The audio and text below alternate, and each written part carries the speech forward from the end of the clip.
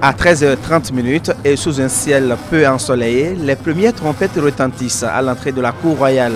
La sortie de Baganasoro II, le 15e roi de Kwandé, est ainsi annoncée. C'est le début du parcours rituel du souverain, soit le 228e rite depuis la création du royaume. La place du Roc constitue le premier des 17 sites à parcourir. Le premier roi de Kwandé, Wourouari Ier, a créé le royaume de Kwandé en 1790. Et c'est à partir de cette année qu'on a commencé à célébrer cette fête légendaire qu'elle a gagnée.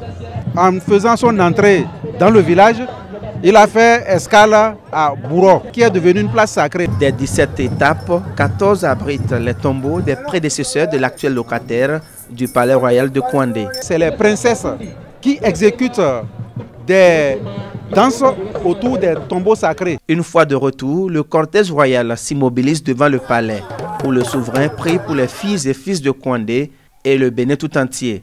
Sa Majesté Baganasoro II se retire ensuite dans son palais pour recevoir les prières musulmanes, suivies des allégeances des princes et autres rois sous tutelle.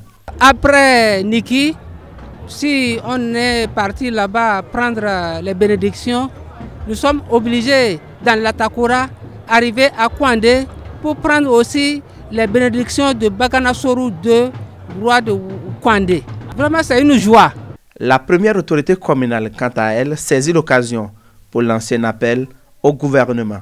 Je ne peux pas compter le nombre de fois que nous avons été sollicités par Sa Majesté pour pouvoir soutenir le bâtiment qui est en ruine. Nous avons besoin d'un soutien de la part du gouvernement central dans le cadre de la réhabilitation du palais royal. Après diverses danses folkloriques et la parade des chevaux, le rendez-vous est pris en 2018 pour la 229e édition de la Gani à Kwandé.